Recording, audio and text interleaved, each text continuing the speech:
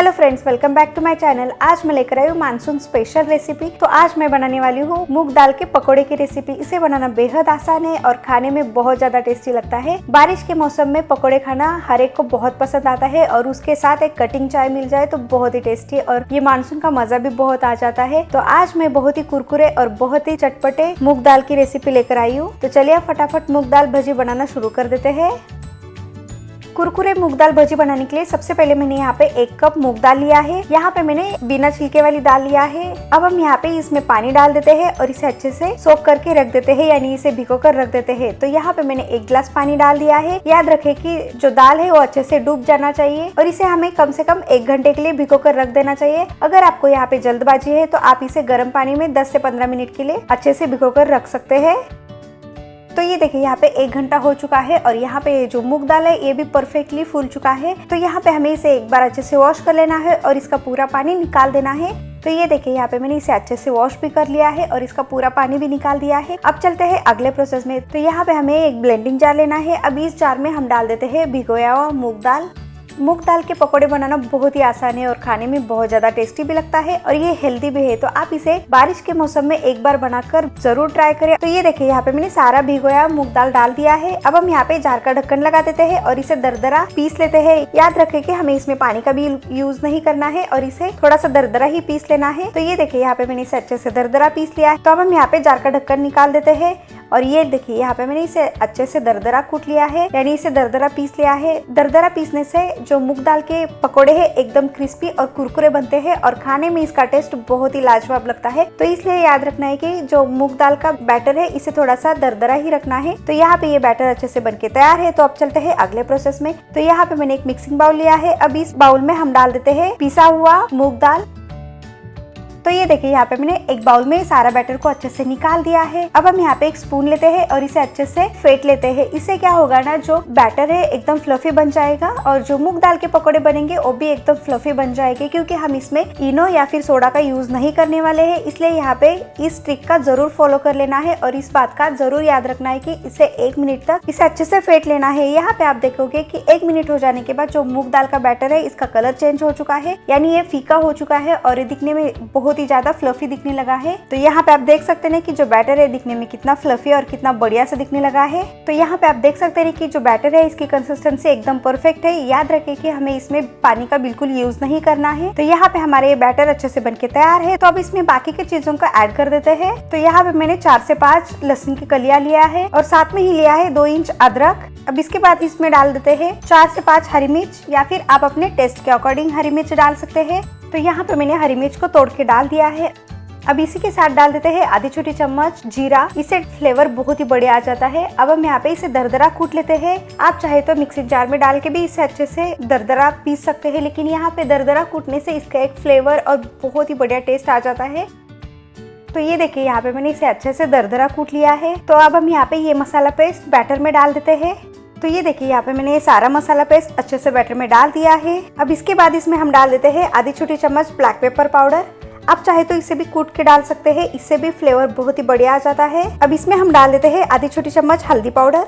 साथ में ही डाल देते हैं 1 चम्मच लाल मिर्च पाउडर, या फिर आप अपने टेस्ट के अकॉर्डिंग तीखा कम ज्यादा कर सकते हैं। आधी छोटी चम्मच गरम मसाला पाउडर डाल देते हैं और इसी में हम डाल देते हैं आधी छोटी चम्मच चाट मसाला पाउडर। इससे एक चटपटा टेस्ट आ जाता है। अब इसमें हम डाल देते हैं बारीक कटा हुआ प्याज। तो यहाँ पे मैंने एक मीडियम साइज का प्याज लिया था, इसे एकदम बारीक चॉप कर दिया है। अब इसमें हम डाल देते हैं 1 चम्मच नमक, या फिर आप अपने टेस्ट के अकॉर्डिंग नमक डालें। और अब लास्ट में इसमें हम डाल देते हैं आधी छोटी चम्मच धनिया पाउडर और इसी के साथ डाल देते हैं बारीक कटा हुआ धनिया पत्ता। तो यहाँ पे मैंने 3 से 4 बड़े चम्मच इतना धनिया पत्ता लिया है। तो अब हम यहाँ पे इन सबको एक बार अच्छे से मिक्स कर लेते हैं और इसे 1 मिनट तक इसे अच्छे से मिक्स कर लेना है। याद रहे कि हमें यहाँ पे इसे ज्यादा मिक्स नहीं करना है, नहीं तो जो वड़े बनेंगे उसका टेक्सचर थोड़ा सा चेंज हो सकता है।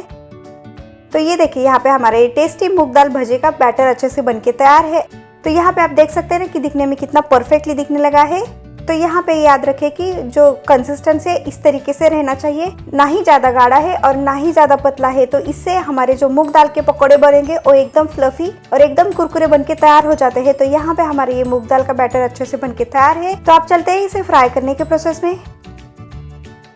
तो यहाँ पे मैंने तेल को पहले से ही गर्म करने के लिए रख दिया था। अब हम यहाँ पे तेल को अच्छे से चेक कर लेते हैं। तो इसके लिए यहाँ पे हमें तेल में थोड़ा सा बैटर छोड़ देना है। अगर यहाँ पे ये बैटर ऊपर आ जाए तो इसका मतलब यहाँ पे तेल अच्छे से गर्म हो चुका है। तो यहाँ पे ये बैटर थोड़ा सा फ्राई होने के बाद हम इसे बाहर निकाल देते हैं। अब इसके बाद हम इसमें जो बैटर है इसे थोड़ा थोड़ा करके डाल देते हैं। तो अब हम यहाँ पे हाथ को थोड़ा सा गीला कर देते हैं और बैटर को थोड़ा थोड़ा लेके तेल में अच्छे से डाल देते हैं। याद रखिए कि तेल बहुत ज्यादा गर्म होगा, तो यहाँ पे हमें सावधानी से बैटर को अच्छे से डाल देना है। अगर आपको हाथ से नहीं आता है तो आप यहाँ पे स्पून का भी यूज कर सकते हैं। तो ये देखिए यहाँ पे हमें इस तरीके से छोटे छोटे जो बैटर है इसे अच्छे से डाल देना है। यहाँ पे आपको शेप लेने की जरूरत नहीं है, तेल में जाने के बाद ये अपने आप शेप लेता है। तो यहाँ पे एक बार में जितना बैठ सकता है उतना हमें यहाँ पे डाल देना है और इसे मीडियम टू हाई फ्लेम पे इसे अच्छे से फ्राई कर लेना है, या फिर तब तक फ्राई करें जब तक इसके ऊपर एकदम बढ़िया सा गोल्डन ब्राउनिश कलर आ जाए। तो यहाँ पे थोड़े से फ्राई हो जाने के बाद तो हम यहाँ पे इसे अच्छे से पलट पलट के फ्राई कर लेते हैं। तो यहाँ पे याद रखना है कि मीडियम टू हाई फ्लेम पे ही इसे फ्राई करना है, नहीं तो अगर यहाँ पे आपने हाई फ्लेम पे फ्राई किया तो ऊपर से तो एकदम अच्छे से गोल्डन हो जाएगा लेकिन अंदर से पकता नहीं। तो इसीलिए याद रखना है कि मीडियम टू हाई फ्लेम पे ही इसे अच्छे से फ्राई कर लेना है। तो ये देखिए यहाँ पे आप देख सकते हैं ना कि पकोड़े एकदम बढ़िया सा फ्राई हो चुके हैं और इसके ऊपर एकदम बढ़िया सा कलर आ चुका है। तो अब हम यहाँ पे इसे एक प्लेट में निकाल देते हैं और इसे किचन टॉवल पे निकाल देते हैं, या फिर आप स्ट्रेनर के ऊपर भी निकाल सकते हैं ताकि जो एक्स्ट्रा ऑयल है वो पूरी तरीके से निकल जाए। तो इसी तरीके से हम यहाँ पे सेकंड बैच को भी तल लेते हैं। तो हाथ को थोड़ा सा गीला करके सावधानी से थोड़ा थोड़ा बैटर को अच्छे से डाल देना है। एक साथ में जितना बैठ सकता है उतना हमें यहाँ पे डाल देना है। अगर यहाँ पे आपको हाथ से डालने में दिक्कत आ रही है तो आप यहाँ पे स्पून का भी यूज कर सकते हैं, उससे भी मूंग दाल के पकौड़े बहुत ही टेस्टी और एकदम बढ़िया सा बन के तैयार हो जाते हैं। तो ये देखिए यहाँ पे मैंने एक साथ में जितना बैठ सकता है उतना ही यहाँ पे डाल दिया है। अब हम यहाँ पे इसे गोल्डन हो जाने तक फ्राई कर लेते हैं। इसे फ्राई करने के लिए ज्यादा समय नहीं लगता है और इसे हमें अच्छे से पलट पलट के फ्राई कर लेना है। तो ये देखिए यहाँ पे हमारे ये सेकंड बैच भी अच्छे से फ्राई हो चुका है। तो अब हम इसे भी किचन टॉवल पे निकाल देते हैं और इसी तरीके से हम बाकी के बैटर के पकौड़े अच्छे से तल लेते हैं।